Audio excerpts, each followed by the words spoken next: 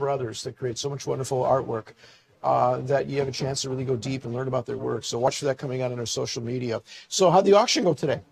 Extraordinarily well. Nice. We're good to hear that. It did really well. Records were broken. Oh, I like hearing that. There was a Kostabi painting that sold for $180,000. Uh-huh. That's a record for me. Is it really? Up from Wonderful. 165. Oh, that's I've great. had artwork sell for $300,000. Right. But those are large bronze sculptures.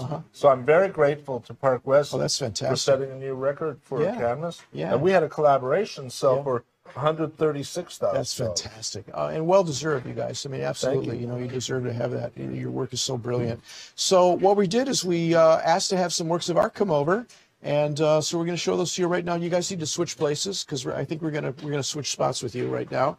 And so why don't we start with Paul, since we're getting pretty close to setting up these images. And what I'd like you to do, Paul, is just talk a little about your work. Okay. And then we're going to go down and talk about these particular pieces. We'll give the prices. And then we'll see if anybody wants to jump on an opportunity. I thought it'd be kind of fun, too. If someone collects one of your works tonight, let's get a photograph of you with that work of art.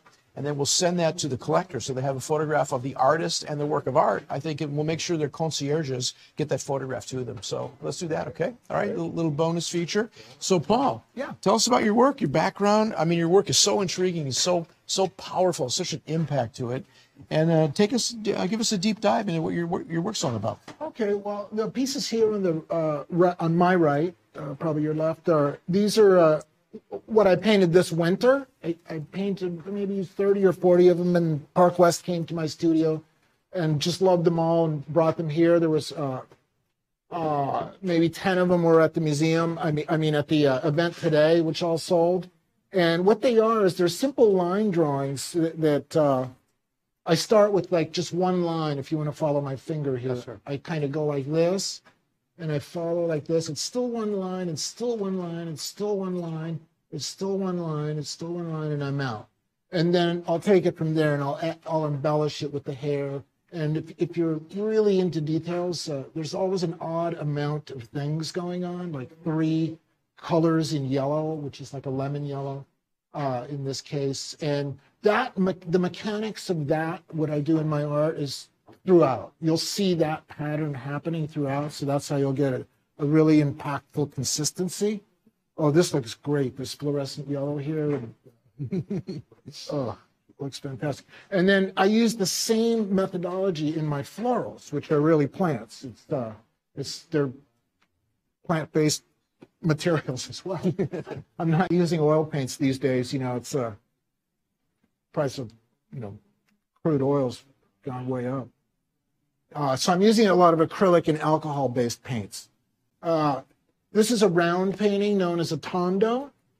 This one's a little bit strange, but actually I haven't seen this one in a few weeks. This is great. It has Estonian colors, blue, black, and white. Again, it's with the materials that I use, a company called Culture Hustle.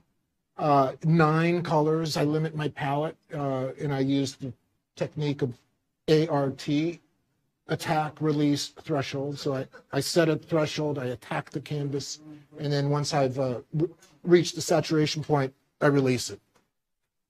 To Park West. Yes, you release it to us and to collectors all over the world. Yes. We take the one painting has a sort of like a lacquer on it, like a this has it's a resin. It's a water-based resin, but it is a resin, so it's like an epoxy. Very cool. Interesting side note, you might be interested in is, I think it was about 20 years ago when a friend of mine said I should go with Park West, and so I don't know when Park West got emailed, but I emailed Park West trying to be involved in the system here, and I never got a response. And I did that with another gallery too in New York. So 2 times. I took that as a rejection. So another gallery in New York called the O.K. Harris Gallery. Sure. I spent gallery. Ivan Karp. Yeah, right. Okay, I sent him work, and he sent me back a beautiful rejection letter. So I took my O.K. Harris rejection letter and my Park West rejection and just lived with that for 20 years. And then here I am. Now you're in our set in front of I'll eventually glue that letter Yes, into one of the paintings. One of the paintings, yes. Well, maybe take little pieces of it and use a whole series of paintings. Yeah. So that's the interesting side. That's fantastic. Yep. Yeah. That's fantastic. Well, the work is amazing, Paul. We love the work. We talk a lot about the power your work has. And last time we featured your work, I did a whole PowerPoint. I did a whole series of slides about the Cobra movement, about Jean Dubuffet, the kind of energy that's coming from that really spectacular movement, post-war movement, and how you've taken this amazing imagery and just brought it into the 21st century with such a remarkable personality and authority to it. I love your color. Your colors are brilliant. And we had several of these small format paintings, and they were collected. They were just snapped up. They're really terrific. So just to give you folks an idea, those are all original paintings, these small format paintings. And we've got 6 of them. One, I think, just more beautiful than the next. They're so charming. Each of those paintings is going to open at just $2,250. We have 2 of the drawings, which I love. The black and white drawings are phenomenal. And those drawings are going to start. I need to get the price on the drawings. If you can scroll down for me in the system, I can take a peek at those. Look at those. Those are fabulous. I love those. Yeah, they're kind of like a piece and a companion piece. Right, like exactly. The black and whites would look great together. Yeah, either side by side or stacked. Yeah, exactly. They look really good, and they go nicely with the color works as well. Can you give me the prices on the black and whites? Because I can't see them on the screen. Okay, slide down if you can. We'll get the prices on those for you, and then we'll give the prices on the other paintings. Okay, they're going to start at just $1,350 each for those. Fabulous, fabulous buy. And then we've got the round painting, which is absolutely spectacular. Let's zoom in on that one if we would. I love the energy in that painting. There's a personality to these characters. I mean, they're just wonderful. Yeah, they're fantastic. And you see that really amazing combination of approaches, colors, energy. I've seen films of you painting, Paul, and it's just transfixing to watch you create these paintings. Your imagination just flowing as you create these. This one is called Bananas Is My Business, a 2021 painting. Original painting, Tondo format, the round format, 11,400 opening bid on that, which is just a phenomenal value for that painting. I love that piece. Let's do Flowers of My Garden, which is the one here, right? And that's the one that has the resin. And flowers are a big part of your iconography as well. I know there's a lot of interest in your flower paintings. This one is going to start at $8,950, under $9,000 for that painting, which is just spectacular. So we're going to make these available, ladies and gentlemen. Get with your concierge if you'd like to have these brought up. We'll make a few of them available as we finish up here right away. And then take some time to dig into these and reach out to your concierge. We'll get them up for you. Take advantage of the opportunity we have to present these 2 amazing artists and also to get the photograph with them before they leave. We'll make sure that happens as well. So that's exciting additionally. So let's talk Mark Kostabi now. Well, thank you. I have a question since Paul is still here. Yes, indeed. I'm looking at that painting from a strange angle, unusual angle, and the edge seems to be some kind of curious fabric. Paul, can you notice that? Yeah, yep. Yeah. Where did you find that the edge? material? Well, this is really unique. It is. I live in the East Village, and we do a lot of upcycling and recycling. And there's an artist friend of mine that's in my building named Pierre from France. Show the edge. And there you go. He had a giant bolt of fabric. So it's really just fabric. Oh, cool. He makes dresses and shirts for people, but it was so bizarre. And it kind of matched that hat I had on earlier today, the Chook from Michigan area, if you know about that. So it has these did he get it? Did you get it? Yeah, you got the edge. Oh, you got the edge. Okay, yeah. So that's what that is. It's just a bolt of fabric that was recycled. And you can actually see some of it coming through the painting. Yeah. A little bit of the translucent pigment. It's an absolute masterpiece. Yeah. Thank you. And I just love the way the background is pastel and atmospheric and amorphous, and then the face is so decisive and high contrast with that white tear coming down and the orange pearls dripping from the eye. It's just fantastic. There's a power residing in these paintings, most definitely. And this, not everyone can tune into art like this. I mean, this is art that's challenging, and a lot of the greatest art in history, ladies and gentlemen, is challenging. It's not art that just jumps off the wall and says, look how easy I am to appreciate it. It requires you to take time to go to it. I always use the analogy of someone like John Coltrane. You got to go to John Coltrane. He doesn't come to you, Right. Exactly, right? So this is what's happening with art, and it's pushing the boundaries. It's making us see things in a different way. And, with Paul's work, a lot of the process for him is about the creation of the work of art. The work of art really becomes in many ways a repository, if you will, a document of the creative experience. But because he's been working so long and he has, you know, the fluency and the artistic gifts, he's able to take that experience and marshal it into creating a really riveting painting. I mean, look at all the little figures flying in there, and all the different senses of scales and contrasts, as Mark was pointing out. Fantastic piece. Bananas is my business. I love the titles. Now, do you have titles before you do the painting? Sometimes? Titles come after. Afterward. Okay. Yeah. And they kind of run alongside the paintings, right? Correct. They're sort of in the additional dimension of the paintings. Yeah. Very cool. All right, Mark Kostabi. Thank you very much. You're welcome very much. Thanks for being with us. Great to have you. Thanks for dropping in. Fabulous. Yep. Thanks, Paul. All right. What do you think, Mark? Well, I'm thrilled. Life is good for you, huh? Life has been better than ever, and all my desires have been satisfied.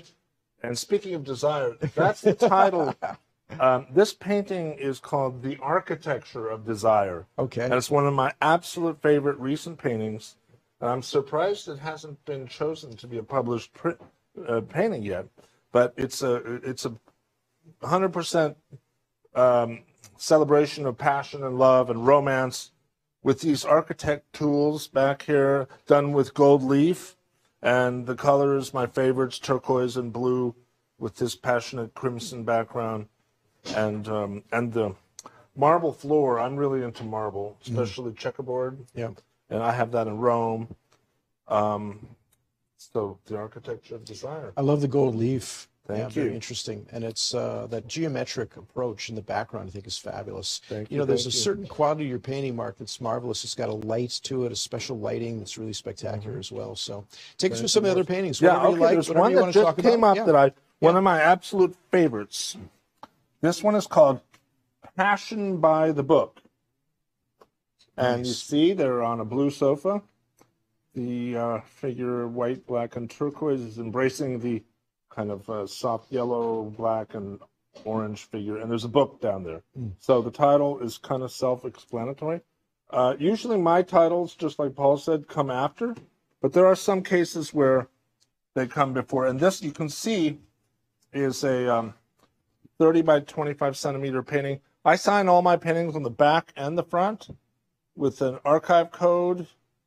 I take it very seriously, and I think this one it's a perfect Kostabi painting. Can you talk about light in your work for a little bit? I think it's such an important element in your art. Well, I live in Rome half the year, the other half in New York, and I love Caravaggio, and he was one of the great masters of light and dramatic lighting, chiaroscuro and sfumato, who influenced Hollywood films. So he's one of my great influences. His art is full of passion and depth and lighting. Here's another one of my recent favorite paintings that deals with passion in Venice. And the title is Anything for You. This I finished late last year, 2021. And here you see a chivalrous guy carrying his love interest through the flooded piazza of San Marco in Venice. So I'm very proud of this very small painting, 25 by 30 centimeters. I'm glad we found it. I've been looking for this painting all day. I saw it at the hotel earlier, and it was transplanted here. Then another. Okay, there's another. Maury, we talked about the difference between my work and Paul's. That frequently my work is rooted in content, whereas Paul's is form. But we switch sometimes. Here's a painting that's totally rooted in content. And it's called Degrees of... Albert, are you watching? This just doesn't end. Pull the sticker off the title. Degrees of Ambition. And it deals with this. Here the title kind of came first. I mean, it's the concept of reaching for the low fruit, the low-hanging fruit. So the woman is lying on the ground, effortlessly plucking fruits on a low branch. The other guy in the background is using a ladder going for the higher fruits. So it's a meditation on the contrast of doing things the easy way or the hard way. There we go.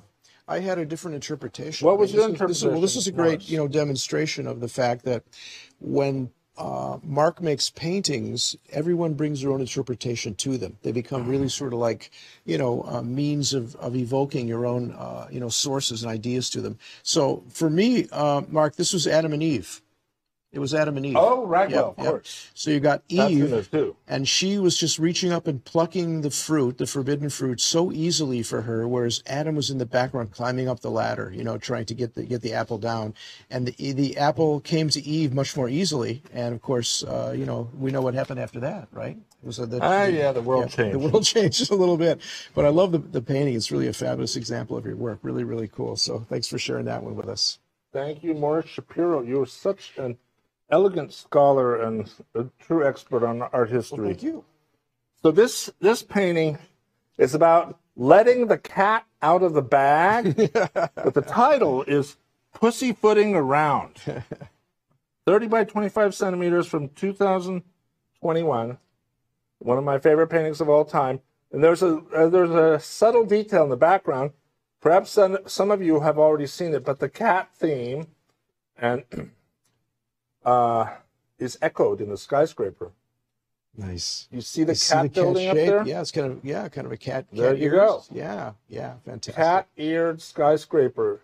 And she's got a ponytail. There's the turquoise cat getting out of the crimson bag. Okay. Let's do this before you leave. Let's just do a pan on every one of these paintings, if you would. Pat, just kind of go down and pan by them. I want everyone to see them and have a look at these. Yeah, we have this wonderful camera quality. I love that horizontal painting of the angel. Oh, it's like in the Guggenheim, right? Swirling up into the on the swing, of course. That's a fantastic painting. Call. Talk about that one. That does echo the Rotunda of the Guggenheim by Frank Lloyd Wright, but more specifically, it was inspired by Fortunato de Pero, who was an Italian futurist. And these swingers come from a painting by C.O.T., French painter, who did a painting called Springtime that's hanging in the Metropolitan Museum, which is a museum I'm proud to have a major painting in, also permanently. This is a slightly earlier painting from 2017, and I'm thrilled to see it again. Horizontal. The woman is an angel protecting the man. And as Paul Kostabi pointed out on one of his paintings, the colors of the Estonian flag are prominent, white, black, and blue, because we're both Estonian. Maury, can I jump ahead? Because I just saw a drawing, which I'm really surprised is still available. First time we've made it. It must have been hidden, because this is the painting based on this drawing was published. Here's one of the multiples. It's a giclée on a paper with a deckled edge, and I think the drawing might have a different title from the painting. Oh, no, it's the same. The drawing is called Love at First Sight, and you can see the title in the back. Love at First Sight. Park West does a brilliant job of framing these drawings with a window on the back, so you can see the second signature, the title, and the archive code. So this is a drawing for a published painting. Now, I know if Rob Duckett was here, he would double the price right now when he heard that. But you're more generous, right, Maury? You'll keep it at the same price. There's another wonderful thing here. Here's the drawing. There we go. There's the drawing. Yeah. For the painting. Yeah. Let's show them together. Yeah. Where'd the painting because, go? And I love the title. It's called The Easy Way. Where'd the painting go? You see, they set it aside. They're bringing it back now for us. Does that mean it's coming back? already? He's coming back. Yeah. Because this is a lot of my the major Mark Kostabi collectors. They focus on getting both the drawing and the painting. Most people never have an opportunity to see the preliminary drawing of a work of art unless it's in a museum collection. We have a marvelous Toulouse-Lautrec that we're featuring this week in a lithograph, the original drawings in the Boston Museum, and I've only seen them in books together. So to have a chance to see the actual, completed painting from the concept drawing is really marvelous. And for a collector to be able to acquire both of them, that's our history. That's a wonderful narrative. It's a really great opportunity. Good point, Maury. And another very unusual thing about this combo is the preparatory drawing is actually bigger than the painting. Mm-hmm. Usually the drawing is much smaller than the painting. Yeah. But, you know, we don't always do things the usual way. Yeah. And the drawing and the painting have different titles. The drawing is called The Easy Way. Degrees of Ambition. Degrees of Ambition is the painting. And I like The Easy Way. That's a good title. Well, I really, you know what, I believe in doing things the easy way. I mean, work Not smart. according to your Don't artwork. work hard, work smart. Yeah, but your art doesn't look like it was easy in any way. Well, I did did study and all that, but, you know, once you got it down, well, you just go with the flow. I continually talk about how marvelous your drawings are, Mark, and how much in awe of them we are, because they are really special. Your draftsmanship, your virtuosity as a draftsman is really incredible, really impressive. Thank you. Yep. Yeah, it's hard to fake it in drawing. Absolutely, it's the real deal, right? Here's another one. I'm sorry, Great piece. Albert, Great you have piece. to. I hope you're watching this telecast because this has to end. You can't put stickers Password on to top Paradise. of the titles and the. Okay. Password to it's Paradise. It's not your fault, Albert, but someone is doing that. This one's called Password to Paradise. It's a little bit bigger, 34 by 34 centimeters, and it's one of my absolute favorite paintings of all time. It's a female angel checking in with the girls upstairs. I love the green architecture, and it's got all the right colors: purple, turquoise, orange, mysterious green, and she's got a glorious ponytail blowing in the wind. And the marvelous adjusted light sources, the light moving around in the works of art, create that dramatic feeling. Yeah. You know Delatour? Yeah. He was the master of the candle. Yeah, He would paint women with candles, but you never saw the candle. It was covered up by her hand. You just see the effect of the candle's light. Just like in this painting, it's a modern version of Delatour. The iPhone is the light source on her, the main light source. And you see how brightly it's lighting up her head and her upper chest. And then there's a secondary light source coming from the right. Yeah.